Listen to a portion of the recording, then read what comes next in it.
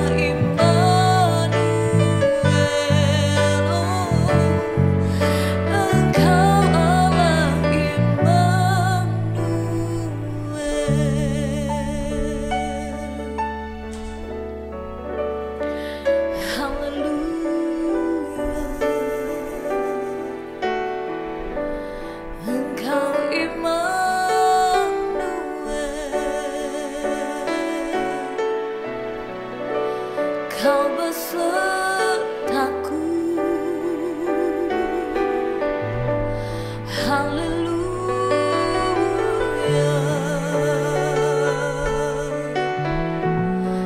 Engkau Immanuel, Engkau besertaku. Haleluya. Haleluya.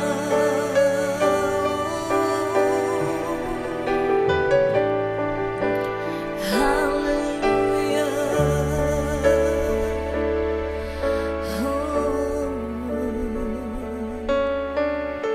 Sungguh Engkau besar dalam hidup kami. Engkau Immanuel, Allah yang selalu menyertai setiap kami.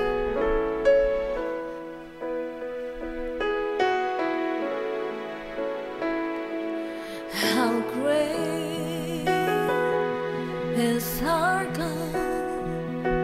Sing with me. How great is our God. And all will see how great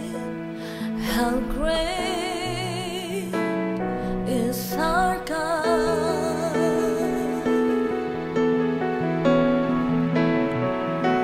How great is our God.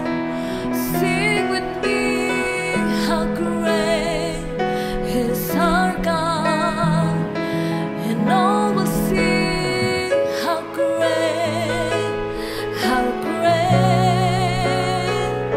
is our God.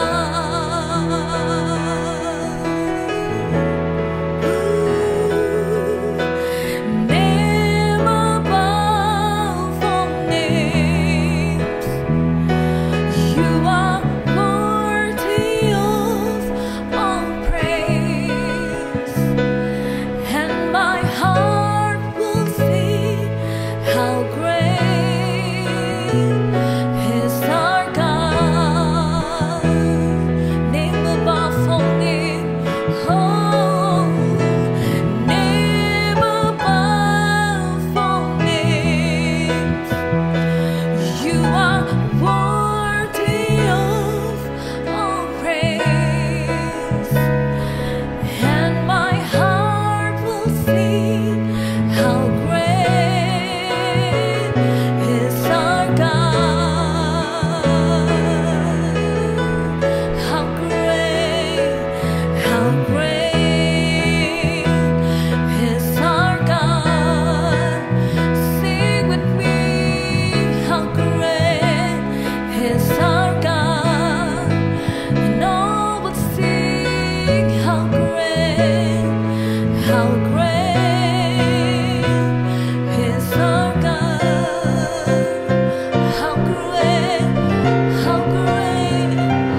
How great is our God. Sing with me, how great is our God. And all will see how great, and all will see how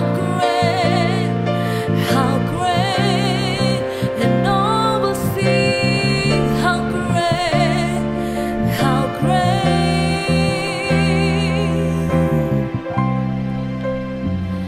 is our God.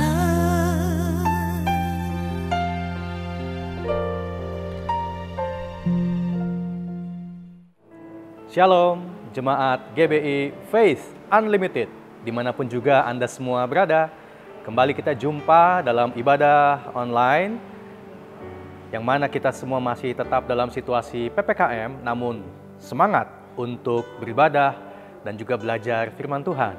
Saya, Pastor Fandi Stephen, mengucapkan terima kasih buat kesempatan dan kepercayaan yang GBI Faith Unlimited dan juga Gembala dan tim leadership setempat berikan, sehingga pada hari ini, oleh kemurahan Tuhan, kita bisa sama-sama menikmati firman Tuhan.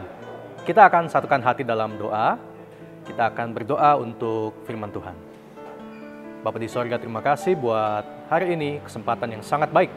Kami semua bisa datang dan berbakti dalam media online dimanapun juga kami semua berada.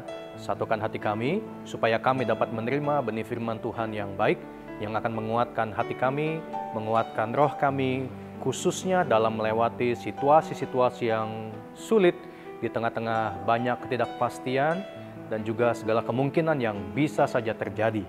Kami mohon tuntunan Tuhan, firman Allah pelita buat kaki kami dan juga terang bagi jalan kami, akan menuntun kami setiap anak-anak Tuhan dari kehendak-Mu kepada kehendak-Mu yang lain, dari penyediaan-Mu kepada penyediaan-Mu yang lebih besar, sehingga kami bisa sungguh-sungguh mengalami Tuhan dan mujizat-Mu dalam kehidupan kami sehari-hari. Kami sambut firman Tuhan dengan semangat dan antusias dalam nama Tuhan Yesus Kristus. Haleluya. Yang siap katakan sama-sama, amin. Puji Tuhan. Hari ini kita akan sama-sama belajar tentang kisah Elia. Masih ada kaitan dengan tema yang diberikan tentang bagaimana kita bisa mengatasi kekhawatiran di tengah-tengah kehidupan yang penuh dengan ketidakpastian dan juga banyak kemungkinan. Kita akan belajar sama-sama tentang kisah Elia dan kita akan melihat pesan firman Tuhan tentang blessing in disguise. Blessing in disguise. Bagaimana ada berkat Tuhan yang tersembunyi under lockdown. Di tengah-tengah situasi PPKM atau di tengah-tengah situasi COVID-19 yang begitu mempengaruhi segala aspek kehidupan. There is blessing. There are blessings. Selalu ada berkat, selalu banyak berkat yang tersembunyi, yang kita nantikan dan kita bisa dapatkan daripada Tuhan. Blessing in disguise atau blessing under lockdown dalam konteks khotbah pada hari ini. Kita akan sama-sama membuka sebuah ayat, ada beberapa poin yang ingin saya bagikan buat Anda sekalian lewat pembelajaran firman Tuhan pada hari ini. Kita buka sama-sama dalam 1 Raja-Raja 17 ayat 1 sebagai ayat pembuka. Dan poin pertama, 1 Raja-Raja 17 ayat yang ke-1 dikatakan di situ, lalu berkatalah Elia, orang Tisbe, dari Tisbe Gilead kepada Ahab, demi Tuhan yang hidup, Allah Israel, yang kulayani, sesungguhnya tidak akan ada embun atau hujan pada tahun-tahun ini, kecuali kalau ku katakan. Kecuali kalau ku katakan. Elia datang dari Tisbe Gilead ke Samaria untuk berjumpa dengan Ahab dan tentu istrinya sebagai pasangan suami istri, raja dan ratu yang jahat di Israel, untuk menyampaikan sebuah pesan, yaitu tidak akan turun hujan, akan ada bencana kekeringan dan kelaparan, akan terjadi pandemik pada hari itu. Kita harus mengerti bahwa hujan itu begitu vital bagi tanah Israel yang mayoritas penduduknya bercocok tanam atau beternak. Mereka membutuhkan hujan. Jadi kalau awan tertutup dan gak turun hujan, itu bencana. Bukan sehari, 2 hari, seminggu, 2 minggu, sebulan, 2 bulan, tapi 3 tahun lebih, 3,5 tahun. Ini bencana yang amat dahsyat yang akan menghantam tanah Israel. Dan Elia mengatakannya lebih dahulu sebagai sebuah pesan Tuhan. Nomor 1, Bapak Ibu sekalian, bencana atau pandemik terjadi atas seizin daripada Tuhan. Nomor 1, kita harus belajar percaya dan menerima kebenaran ini bahwa segala sesuatu yang terjadi itu hanya dapat terjadi kalau Tuhan izinkan. Sehelai rambut gak akan copot kalau Tuhan gak kehendaki. Tapi pandemi COVID-19 melanda dunia bisa terjadi sebab Tuhan memang membuka pintu izin bagi terjadi itu semua. Dan kalau pandemik mempengaruhi kita punya keuangan, bisnis, keluarga, hubungan, ibadah gereja, dan segala macam, termasuk mungkin ada yang kita pernah kena COVID-19 atau anggota keluarga kita kena COVID-19 dan gak survive, meninggal dunia, semua yang terjadi hanya dapat terjadi kalau Tuhan izinkan. Dan apa yang Tuhan izinkan, Tuhan kendalikan. Dan apa yang Tuhan kendalikan, Tuhan punya rencana yang besar di balik itu semua. Elia mengatakan bencana, kelaparan dan kekeringan atas kehendak Tuhan kok. Dan kita sebagai anak-anak Tuhan belajar untuk percaya bahwa semua yang terjadi atas izin dan kehendak Tuhan selalu mendatangkan kebaikan. Ini yang pertama, bencana terjadi atas izin Tuhan, Apa yang Tuhan izinkan, Tuhan kendalikan. Selama Tuhan tetap take control, seharusnya kita nggak boleh khawatir. Walaupun kita nggak banyak tahu, tapi kita mesti belajar percaya. Karena Tuhan take control.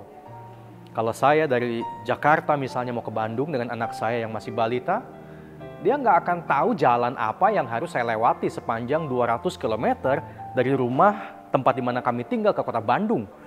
Tapi dia harus percaya, walaupun dia nggak mengerti, bahwa Papa kendalikan setir mobil, Papa mengerti jalannya, Papa tahu kemana tujuannya. Anak harus duduk dengan tenang, walaupun tidak mengerti, harus tetap percaya bahwa perjalanan ini Papa kendalikan. Kita melihat ke depan, nggak tahu pandemik sampai kapan. Kita berharap semua cepat terjadi dan selesai, diatasi dengan baik.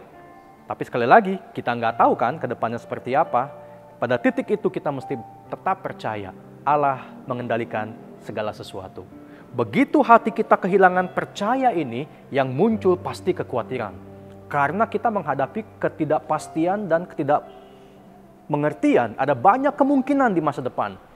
Maka at this point of time, pada hari ini, pada saat ini, belajar percaya, buang rasa khawatir kita, Allah pegang kendali, semua yang terjadi atas izin daripada Tuhan. Apa yang Tuhan izinkan, Tuhan kendalikan. Katakan sama-sama 2, 3, apa yang Tuhan izinkan, Tuhan kendalikan.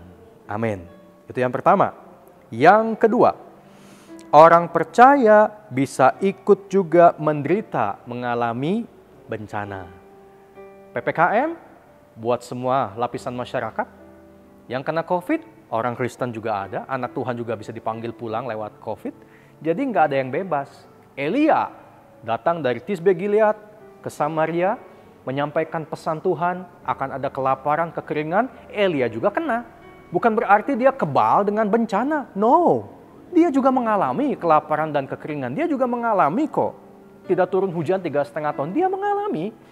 Jadi kalau Anda dan saya, kita mengalami masalah dalam hidup ini adalah jalan yang benar yang kita lewati. Kita bukan anti atau kebal masalah. Dunia resesi, kita tetap persepsi, itu nggak ada itu. Resesi ya resesi, resepsi ya resepsi. Semuanya cuma musim kehidupan. Hujan ya kita semua kena hujan, panas ya kita semua kena panas. Elia pun mengalami. Ini nomor 2 yang harus kita terima. Fakta, biblikal, kenyataan hidup yang harus kita terima. Pertama, Ahab dan Isabel kena bencana kelaparan dan kekeringan. Kedua, seluruh bangsa Israel, random, kena juga. Bangsa yang baik, bangsa yang jahat, kena juga. Dan yang ketiga, Nabi Elia yang taat pada Tuhan, menyampaikan pesan Tuhan pun, dia kena bencana itu. Semua bisa alami bencana, tapi tidak semua yang alami bencana, alami Tuhan Allah di dalam bencana. Itu bedanya. Semua lapisan masyarakat bisa kena bencana dan alami bencana, tapi nggak semua orang mengalami Allah di dalam bencana. Semua bisa kena lockdown, tapi nggak semua bisa alami blessing under lockdown. Kalau Anda mau, kalau saya mau alami blessing under lockdown, let's take a look. Mari kita lihat ke dalam kehidupan Elia ini. Dan kita mau lihat pattern dan juga teladan apa yang akan dia bagikan buat kita dan tertulis di firman Tuhan.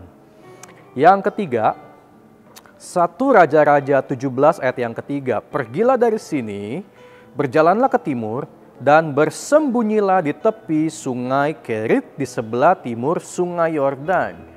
Ketika Elia selesai menyampaikan nubuatan dan bencana terjadi, kelaparan terjadi, kekeringan terjadi, maka muncullah firman Tuhan. Nah ini dia Bapak Ibu sekalian yang harus kita nantikan. Jangan cuma fokus kepada bencana atau masalah, tapi kita mesti berbalik dan melihat apa firman Tuhan di balik situasi yang sedang kita alami pada hari ini. Situasi keuangan yang kena masalah, situasi kesehatan yang bermasalah, situasi keluarga yang penuh dengan konflik, situasi kehidupan yang penuh dengan berbagai macam ujian dan cobaan. Boleh lihat, tapi jangan cuma fokus ke situ. Nanti hati kita semakin khawatir. Tapi mari kita berbalik dan mencari apakah firman Tuhan yang muncul di balik ini semua. Sebab Tuhan selalu berfirman bagi anak-anaknya. Bagi Elia Tuhan berfirman, "Hai Elia, pergi dari Samaria, jalan." Perhatikan garis bawah, jalan, bukan naik kuda, naik keledai, naik mobil, apalagi naik pesawat. Jalan ke timur dan bersembunyi. Go and hide, atau dalam bahasa masa kini kena PSBB, kena PPKM, lockdown, di tepi sungai Kerit di sebelah timur sungai Yordan. Dia berjalan begitu jauh. Di tengah jalan, mungkin dia berjumpa dengan sungai Yordan yang besar, lebar, banyak airnya. Tapi Tuhan bilang, it is not there yet. Bukan di situ tempat lockdownnya. Secara manusia, harusnya kita berpikir gini, Tuhan, ini udah sampai nih. Aku kan haus, aku butuh minum. Ini sungai Yordan yang besar, lebar, panjang, bersejarah, historical dan banyak mujizat di situ. Harusnya kan stop aja di sini, gak usah kemana-mana lagi Tuhan. Harusnya kan di sini aja. Tapi Tuhan bilang, move on, don't stop at Jordan. Move on, jalan terus. Not yet to stop. Belum saatnya untuk berhenti. Ketaatan kita pada Tuhan diuji ketika mata melihat yang enak-enak. Ketika mata melihat yang baik-baik. Ketaatan pada firman Tuhan diuji. Apakah kita mau tetap taat atau instan cari solusi. Bisa nggak dia stop? Bisa aja. Tapi puji Tuhan Elia berjalan.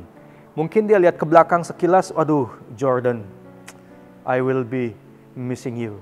Saya akan kehilangan kamu. Demi ketaatanku kepada Tuhan. Maka dia tinggalkan Jordan dan dia berjalan menuju kepada sungai Kerit yang kecil dan gak terkenal sama sekali. Inilah ketaatan sebenarnya. Nanti kita akan mengerti kenapa dia harus taat pada Tuhan. Elia berjalan karena firman Tuhan sudah berfirman kepada dia. Ini yang kita butuhkan di tengah-tengah situasi lockdown dimanapun juga kita semua berada. Firman Tuhan harus jadi hal yang utama. Ini yang ketiga ya. Ketaatan pada firman Tuhan harus jadi yang utama, yang pertama, yang prioritas dalam hidup kita. Sebab kalau kita nggak punya firman, mata bisa menipu. Apa yang kita lihat enak, manis, itu bisa menipu kita. Hanya untuk mengatasi kekhawatiran sesaat, tapi ujungnya masalah akan semakin lebih besar. Elia jalan, Tuhan katakan, you go and hide, don't stop at Jordan, you go and hide, keep moving on. Sampai ketemu sungai Kerit dan dia kena lockdown di sungai Kerit. Oke? Yang keempat, ada mujizat Tuhan di tengah bencana kalau tetap taat. Oke, garis bawahi. Ada mujizat Tuhan di tengah bencana, bilang sama-sama kalau tetap taat. 2, 3, kalau tetap taat. Elia taat. 1 Raja-Raja 17 ayat 4 dan 6. Engkau dapat minum dari sungai itu dan burung-burung gagak telah kuperintahkan untuk memberi engkau makan di sana. Pada waktu pagi dan petang, burung-burung gagak membawa roti dan daging kepadanya, dan ia minum dari sungai itu. Anda lihat, kalau Elia stop di Yordan, mungkin dia bisa minum, tapi nggak bisa makan. Ujung-ujungnya tewas juga. Dia pikir dia bisa survive di situ. Tapi kan manusia bukan cuma butuh minum, dia butuh makan. Tapi ketaatan Elia kepada kehendak Tuhan membawa dia sampai pada titik mujizat berada, ketemu sungai Kerit yang nggak besar tapi ada airnya, cukup aja. Nggak usah besar, nggak usah banyak, yang penting cukup, itu prinsip hidup. Nggak usah besar, nggak usah banyak, kalau nggak ada besar dan banyak, yang penting selalu cukup waktu kita butuh, ini yang penting. Dan dia bisa minum dari sungai itu, lalu Tuhan buat mujizat, diperintahkan. Tuhan perintahkan, garis bawahi. Burung gagak datang pagi dan petang, bawa hamburger. Ada rotinya, ada dagingnya, ada karbohidratnya, ada proteinnya. Jadi dia mendapatkan makanan yang cukup. Sekali lagi, kalau Elia stop di Jordan, dia bisa dapat air dengan kekuatannya dan ketidaktaatannya. Tapi jangan berharap ada burung gagak. Betapa pentingnya ketaatan. Ikuti kehendak Tuhan. Dia sampai pada sebuah titik di mana mujizat Tuhan berada. Air sungai Kerit cukup, burung gagak datang bawa roti dan juga daging. Amin. Itulah kita mengerti mengapa harus taat. Karena ada mujizat di tengah bencana. Kalau kita taat, Masalah adalah kesempatan bagi mujizat Allah untuk bekerja dan juga kesempatan buat kita taat kepada kehendak Allah. Oke? Yang kelima, mujizat bukan pengganti kemalasan.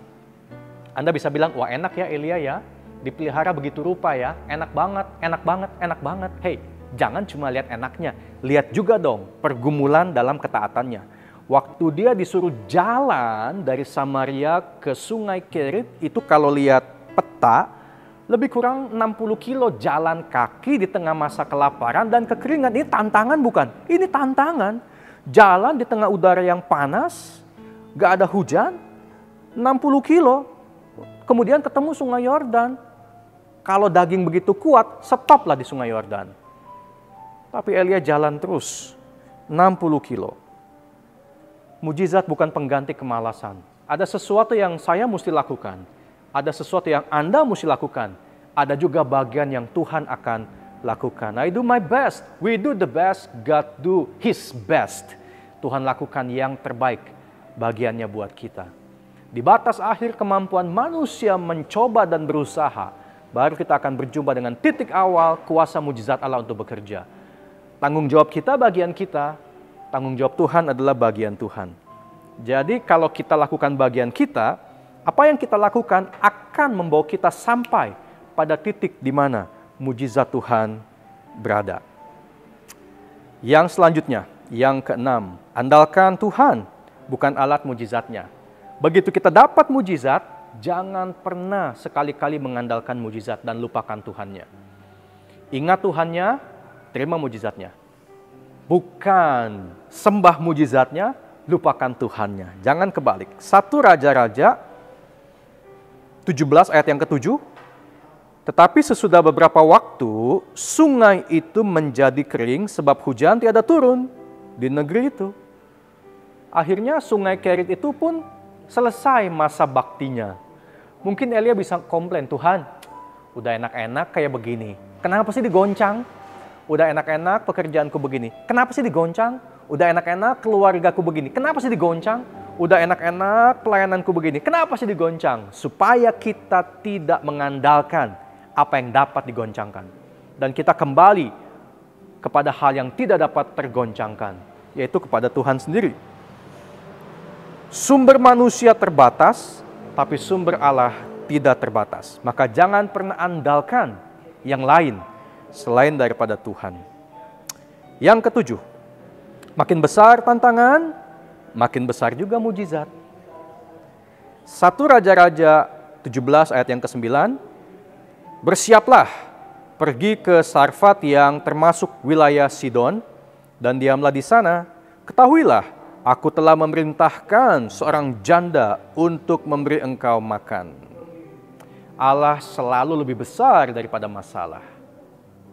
Allah selalu lebih besar daripada masalah. Ketika Sungai Kerit itu berhenti airnya, tentu pagi petang gak ada burung gagak lagi bawa hamburger.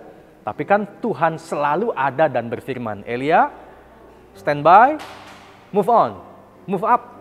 Jalanlah ke utara, masuklah ke daerah Sidon, ke kota Sarfat, ketemu janda, aku sudah perintahkan seorang janda. Kalau di Sungai Kerit, aku perintahkan burung gagak. Lalu di Sarfat, aku perintahkan seorang janda memberi engkau makan. Maka dia berjalan. Ingat, mujizat bukan pengganti tanggung jawab. Tanggung jawab Elia berjalan. Bagian Tuhan siapkan mujizat. Bagian kedua ini perjalanannya ke utara lebih jauh. Lebih kurang 120 km. Dan keluar perbatasan Israel. Tantangannya lebih besar. Jadi Allah benar-benar membawa Elia keluar dari zona nyaman. Sebagai manusia bisa khawatir. Nanti bagaimana makan minumnya. Nanti bagaimana nasibnya masuk ke daerah orang lain di luar teritori tanah perjanjian. Ada banyak hal yang bisa membuat kita khawatir, tapi back to the word of God. Kembali kepada firman Tuhan. Cuma firman Tuhan yang bisa menyingkirkan atau mengatasi rasa takut yang muncul di hidup kita.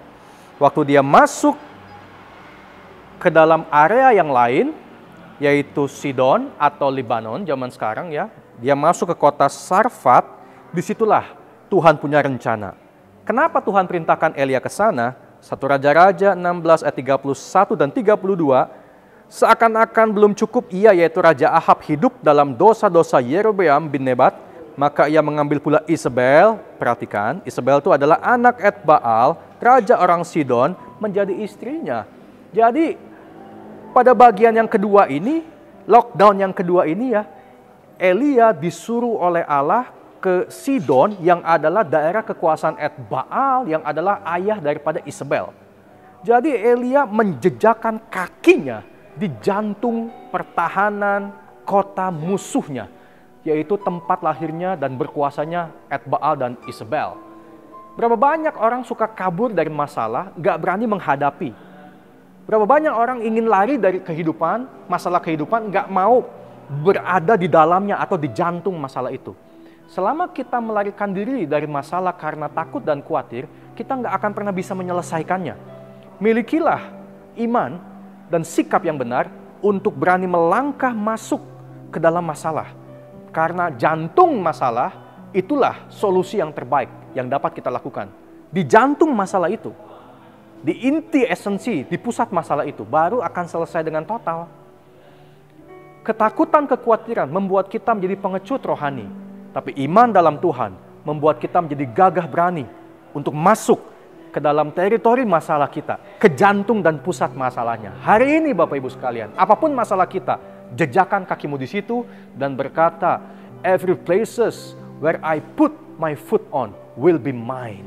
Setiap tempat di mana kakiku berjejak akan jadi milikku. Demikian kata Tuhan. Allah ingin tunjukkan kuasanya, bukan di jago kandang di Israel saja, tapi di luar teritori. Maka Elia bukan seorang nabi jago kandang, tapi dia juga nabi yang diutus ke teritori musuh, ke Sidon, ke Libanon, ke kota Sarfat. 120 km, 2 kali lebih jauh, 2 kali lebih besar tantangannya, tapi mujizat akan semakin dahsyat. Yang terakhir, nomor 8. Elia menjadi berkat di tengah bencana. Jadi berkat di tengah pandemik. Anak-anak Tuhan, saudara dan saya, kita dipanggil untuk diberkati di tengah pandemik dan jadi berkat di tengah pandemik. 1 Raja-Raja 17 ayat 15 dan 16. Lalu pergilah perempuan itu dan berbuat seperti yang dikatakan Elia, maka perempuan itu dan dia serta anak perempuan itu mendapat makan beberapa waktu lamanya, tepung dalam tempayan tidak habis dan minyak dalam buli-buli tidak berkurang, seperti firman Tuhan yang diucapkannya dengan perantaraan Elia. Di masa pandemik, justru Elia jadi berkat. Dia dapat makanan dari sedikit minyak dan sedikit tepung yang gak habis-habis itu. Janda dan anaknya pun dapat makan. Elia jadi berkat buat orang non-Israel. Mereka bisa melihat, mengecap kebaikan kuasa Allah lewat kehadiran Israel. Orang Israel, yaitu Elia. Kita sebagai anak Tuhan, Bapak Ibu sekalian, di tengah pandemik, ini kesempatan buat orang di sekitar kita melihat Tuhan di hidup kita dan mencicip betapa baiknya Tuhan lewat kehidupan kita. Jangan menutup diri, semakin egois dan individualis karena takut dan khawatir, parno. Tapi kita harus percaya, this is the moment, the right time for us to be blessing, to get blessed and to be blessing. Diberkati dan jadi berkat. Karena Allah kita sanggup memberkati dalam segala musim kehidupan. Sampai akhirnya 1 Raja-Raja 17 ayat 24 terjadi. Kemudian kata perempuan itu kepada Elia, sekarang aku tahu bahwa engkau abdi Allah dan firman Tuhan yang kau ucapkan adalah benar. Ini diucapkan oleh orang Sarfat, bukan orang percaya, oleh rakyat daripada Etbaal dan Isabel, tapi dia bisa berkata, your God is truly God. Benar-benar Allah yang sejati. Coba kalau Elia hidup dengan kekhawatiran, dia jadi sama kayak kebanyakan orang yang khawatir, nggak bisa alami mujizat Tuhan, apalagi jadi berkat buat sesamanya. Hari ini kita belajar firman Tuhan. There is blessing in disguise. There is blessing of God under lockdown. Dalam situasi hidup kita yang penuh keterbatasan, Allah kita yang tidak terbatas sanggup menyatakan mujizatnya buat kita. Maka hiduplah dengan iman percaya sebagai orang benar. Jangan pernah kasih ruang kepada kekhawatiran. Walaupun kekhawatiran adalah hal yang lumrah bagi kehidupan manusia, tapi kita orang benar hidup oleh iman, dan dengan iman kita belajar untuk bisa menanggulangi dan mengantisipasi setiap kekhawatiran yang muncul.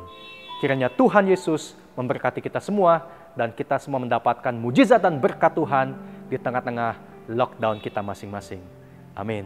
Tundukkan kepala kita doa sama-sama. Terima kasih buat mujizat dan berkat janji firman Tuhan yang kami terima hari ini. Kami sungguh yakin dan percaya there is blessing under lockdown. Ada berkat Tuhan dalam PPKM yang kami sedang alami. Berkat Tuhan dalam keuangan, pekerjaan, keluarga, kesehatan, pelayanan, dan segala kebutuhan bagi hidup ini. Selalu ada mujizat Tuhan. Ajar kami untuk tetap percaya dan menanggulangi setiap rasa takut dan khawatir, mengantisipasi bahkan mengendalikan dengan baik oleh kuasa firman Allah, dan kami sebagai orang benar berjalan dalam ketaatan demi ketaatan sampai pada kami berjumpa titik mujizat Tuhan, sampai kami tiba pada titik di mana mujizat Tuhan akan dinyatakan buat kami. Kami akan tetap berjalan dalam ketaatan, hidup oleh iman, bukan oleh penglihatan, sampai akhirnya perintah Tuhan lewat firman Allah digenapi dalam setiap hidup kami, dan kami bisa sungguh-sungguh mengalami pemeliharaan Tuhan di tengah-tengah situasi kami masing-masing. Berkatilah kami semua pada hari ini, firman Tuhan yang kami sudah dengar, kiranya sungguh-sungguh menguatkan kami untuk tetap taat kepada Tuhan, dan akhirnya menerima berkat daripada Tuhan. Di dalam nama Tuhan Yesus Kristus, kami terima firman Tuhan. Haleluya, yang diberkati semua katakan sama-sama, amin. Puji nama Tuhan, kita telah mendengarkan firman Tuhan yang begitu memberkati kita semua dari Pastor Fanny Stephen. Saya percaya jemaat dikuatkan, saya percaya jemaat mendapatkan penghiburan dari firman Tuhan. Dan yang terlebih lagi, saya berdoa supaya kita semua bisa melakukannya, bisa membuahi firman Tuhan yang disampaikan tadi. Pada hari ini, mari sama-sama kita berdoa dan kita tutup ibadah pada hari ini. Kita percaya setiap minggu, minggu demi minggu, hari demi hari, kita akan terus berharap kepada Tuhan Yesus. Kita terus melihat dan percaya bahwa Tuhan Yesus baik untuk kita semua. Mari sama-sama kita berdoa. Tuhan, kami bersyukur atas firman Tuhan. Dan kami berdoa Tuhan agar jemaat-Mu yang menyaksikan dapat terberkati, dapat dikuatkan secara iman, dapat dikuatkan dalam perjalanannya untuk menyebarkan kasih Kristus, dalam perjalanannya untuk mempertahankan iman. Hari ini berdoa untuk setiap jemaat-Mu yang berkekurangan Engkau cukupkan, yang sakit Engkau sembuhkan, yang beban berat Engkau ringankan, dan untuk setiap pelayan agar Engkau berkati Tuhan, Engkau melihat jerih payah mereka. Terima kasih Yesus, terima kasih. Engkau berkati kami semua Tuhan. Di tengah-tengah keadaan yang sulit ini, kami percaya Tuhan akan buka jalan. Saatnya Engkau akan memberkati jemaat-Mu. Mari jemaat angkat tangan dan terimalah berkat dari Tuhan. Diberkatilah dimanapun kau berada. Diberkatilah kesehatan dan keluargamu. Diberkatilah usaha dan bisnismu. Diberkatilah kuliah dan studimu. Diberkatilah setiap rencanamu bersama Tuhan. Dan kau akan setia pada Tuhan sampai pada kesudahannya. Haleluya, amin, amin, amin. Puji nama Tuhan. Di akhir ibadah nanti akan ada pengumuman yang akan gereja sampaikan. Mari kita simak bersama-sama. Happy Sunday, Tuhan Yesus memberkati. Shalom wanita-wanita Tuhan yang luar biasa. Tahukah Anda bahwa kita itu punya power yang unlimited banget loh. Ingat bagaimana satu wanita yang namanya Hawa bisa mengubah dari generasi ke generasi sampai hari ini. Iblis tuh ngerti kekuatan wanita. Makanya dia akan selalu berusaha menghalangi wanita untuk melepaskan kekuatan yang luar biasa yang ditanam dalam hidup mereka. Temukan bagaimana cara iblis untuk menggagalkan kita, dan jangan biarkan dia menggagalkan kita. Kita akan ketemu melalui Zoom pada tanggal 15 Oktober jam 7 waktu Indonesia bagian Barat. Sampai ketemu di sana, Tuhan memberkati.